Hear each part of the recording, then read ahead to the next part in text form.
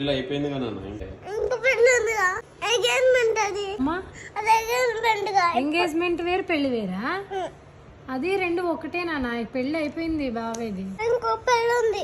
ఇంకో పెళ్లి ఏంటి? తెలుసు. ఏం తెలుసు నీకు? ఎట్ చేసుకుంటారు? ముగ్గురికి పసుపు రాస్తారుగా. ఈ టైంకి వెళ్దాం సరేనా? వద్దు, ఏ నా బట్టలు కావాలి. బట్టలా? ఇక్కడ కొనుక్కుందాం ఖమ్మంలో బట్టలు. వద్దు, విజయవాడ వద్దు.